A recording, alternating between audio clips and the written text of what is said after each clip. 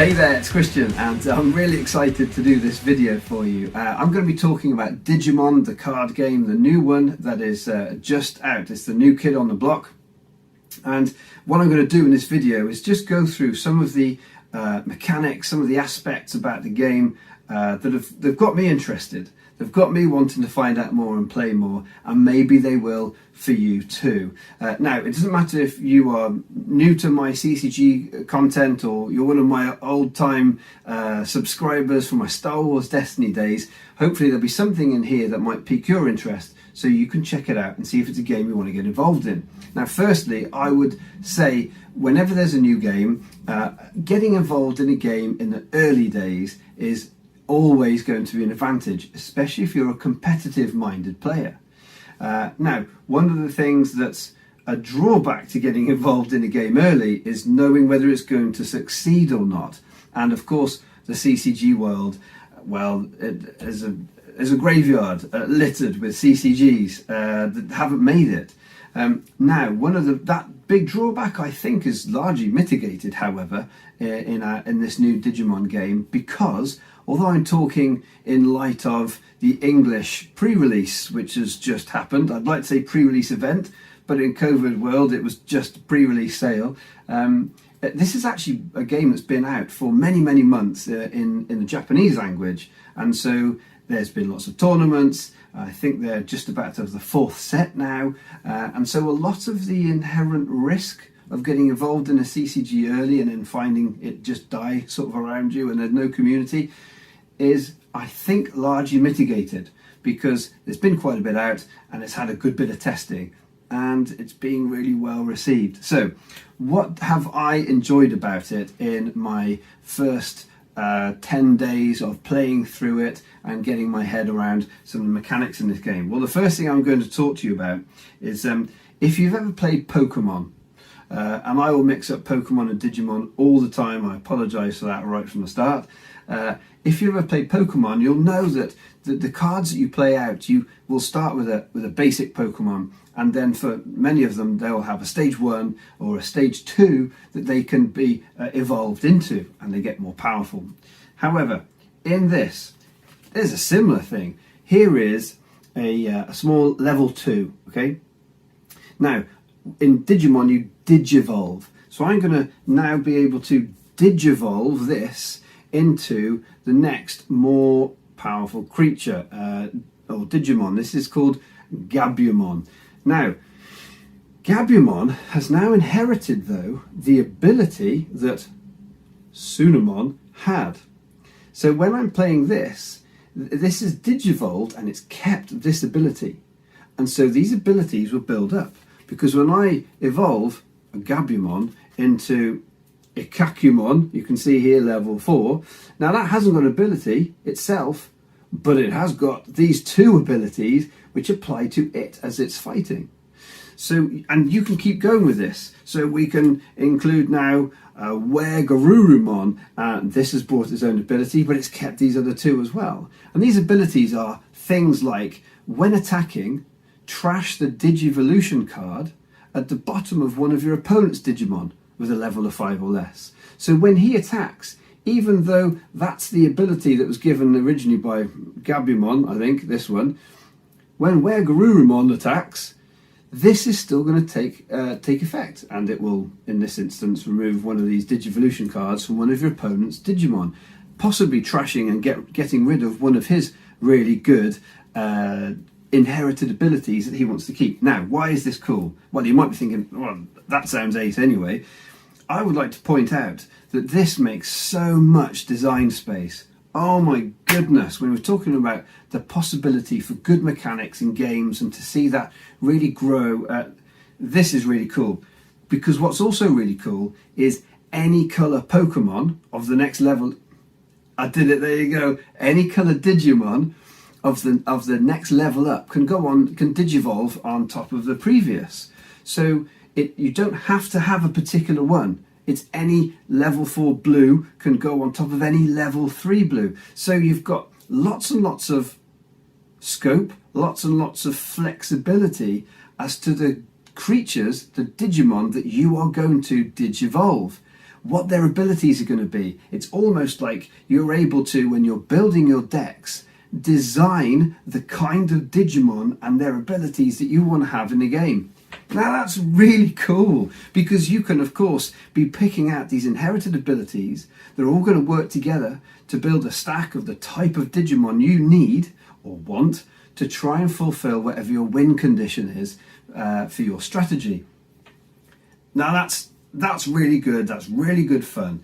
But also what's really nice is because any blue can go on top of any other blue, what you then have is lots of flexibility and it's dynamic during the game. So if you know, I can do this to counter whatever my opponent's doing, if I get this inherited ability or build my Digimon in this fashion, that's a really nice, dynamic, very skill dependent aspect of the game. And remember, we love skill dependent things in CCGs. There's enough inherent randomness with cards and pulling cards anyway, and randomness and consistency is another thing I'm going to point out about this game. So you've got a really nice mechanic straight off the bat that's more unusual in CCGs, and I'm really looking forward to exploring. Second thing I'm going to mention is the cards themselves. They're pretty nice. These are premium feeling cards. I mean, they're thick, they're really nicely made. The art, I mean, there's some beautiful art. I'm sad that my camera's not really going to make the very most of these. The rares have this nice sort of foil tracing sort of line, almost like filigree kind of around on there. And you've got I think they call them secret rares. They're full foil. And again, it's not really showing up beautifully on here, but it's really nice, guys. And look at the design on some of these as well. On Metal Gabumon here, I think he's called. Yes, that's the one. And I mean, there's some beautiful art, beautifully designed characters, and things like, you know, colours and colour saturation. They got some really. It's a great looking game, and we want our CCGs to look great on the table. Of course we do. You know, we're at the same time we're collecting some art. And this first set, from what I've seen, there's some really nice art in it. So, what else is really cool? Removal. Removal, a fundamental part of many CCGs, especially where you have creatures, characters, entities. And removal is interesting in this one. So removal normally attacks a creature's hit points, yeah? But it doesn't normally affect their power. So if we're thinking in terms of, let's say, magic, you know, you've got power and you've got toughness on the creature, you have to get that creature's toughness down to 0, that will kill it. However, that doesn't affect its power. So you can take some of its health away, but unless you do enough, it's still going to do you as much damage. In this game, it's different. So you can see here, this Magna Draymon has got here at the top corner 12,000 power. So 12,000 digipower is what damage it can do, and also how much damage it can take. It's a combined statistic. So when it comes to cards, let's say like this one, Serraphimon, now this has got an ability that reads, when you attack, one of your opponent's Digimon gets minus 4,000 digipower for the turn. Now, of course, we can use that, say, perhaps when we're attacking somebody else's Magna Draymon, put it down to 8,000, and now our 10,000 Serraphimon will be able to kill it. Not quite removal in what we're talking about. But I could show you perhaps, let's say, this Gabumon that we looked at earlier when we were using the Digivolving example, and you can see here, look, it's got 2,000 digipower. So when we play this card out, when it attacks and it says an opponent's Digimon gets minus 4,000 digipower, we're going to kill this. Now that's unusual and quite interesting, because now it's the same thing. When you are reducing a Digimon's power, its ability to do damage, you're actually edging it closer to death at the same time. And so now it means that this reduction in digipower ability is actually, again, very flexible and very powerful, and can be used in a number of ways. Because yes, we can use it to drop powerful monsters down below where they need to be and maybe get a kill if we attack them, but we can also use it as direct removal. That's really nice, because again what it means is that you're combining these aspects of games, you're making them less fiddly. Now in some games we like the granularity, but if it's just adding to the overall complexity, it's not necessarily a good thing. It's one of the things that makes this experience considerably more streamlined, but without losing depth. Again, it's like those kind of really, really good board games that have a very simple rule set, but all the depth is within the actual play and the cards. And that's actually, I think, what we're finding in this as a CCG. Now then, what else? Strategies. There's lots and lots of strategies that you can build to in this game, it would appear. Now, you actually get a little taste of what they can be like in the starter sets. Believe it or not, the starter sets actually do a quite decent job of getting you to see how you can build a certain strategy within a colour pie. So I have got the yellow and the blue one. There are actually 6 of these, or there's only 3, I think, in the English language in this pre-release. We may get the other 3 in the new year when it's fully released in January. But what the interesting thing is about the strategies that are available in those little starter decks is they give you a little feel for it. And the blue one really wants to attack all the Digivolutions underneath your opponent's Digimon and keep stripping them away. And when your opponent has Digimon without Digivolved cards underneath, that starts building you lots of bonuses. Now that's a really quite interesting strategy. Good design space to explore for them to make new cards for, but also for us to explore as, you know, how viable a strategy is this. And in a game that's based around having your Digimon out, you can understand how that's actually a really fascinating space to explore in terms of us and designing our decks. The yellow one, for instance, this leans more towards essentially lengthening the game by giving yourself more hit points, as it were. In this game, when you attack, you can attack rested Digimon, or you can attack your opponent directly. They don't have a life total, they will have security cards, which is cards from their deck. And as you attack and do damage, you will take away these security cards.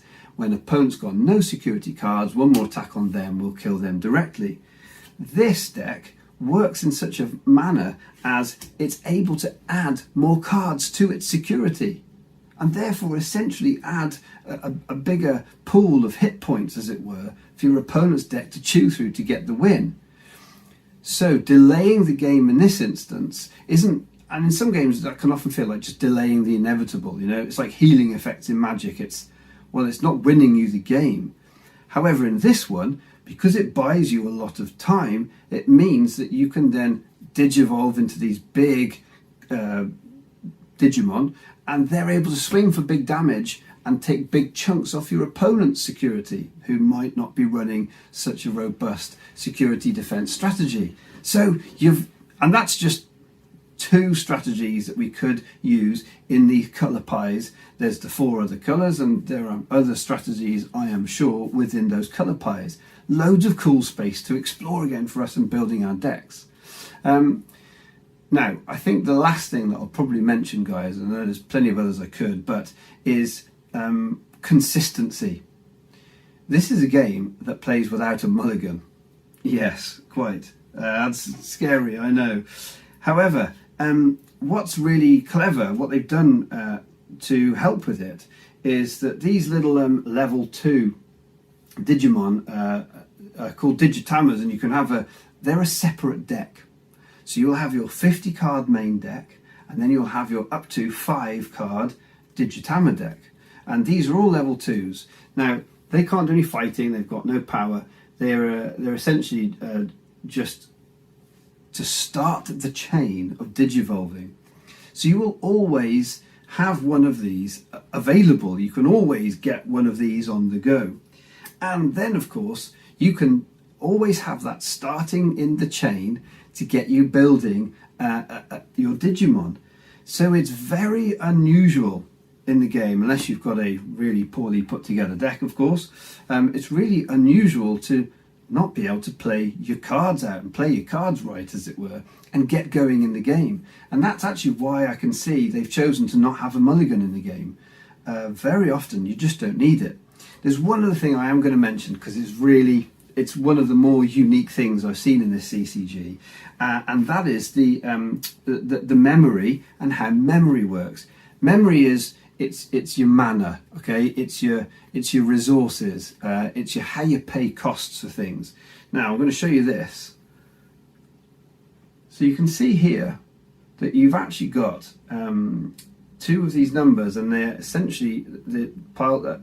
This is like a track, and you start with a marker in the middle, and as you play cards out, they will have a cost, and you will move it towards your opponent's side. Once it gets to your opponent's side, their turn starts. They will play cards, and it will move down, and they will eventually pay for a card that will move it across over to this side. Then it's my turn, okay, if I'm playing yellow.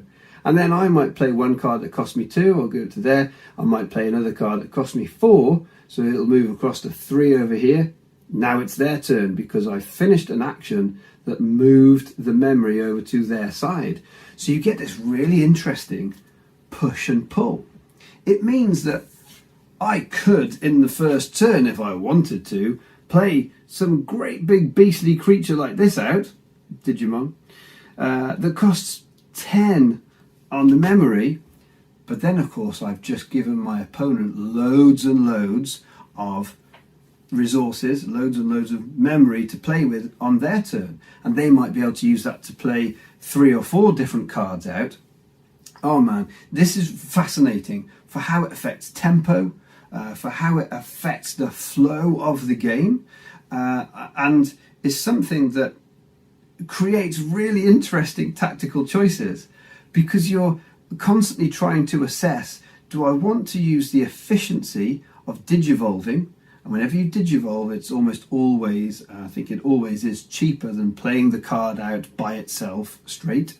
Do I want to use that efficiency that also builds up those inherited abilities, but takes me longer and puts more cards in one basket, more eggs in one basket?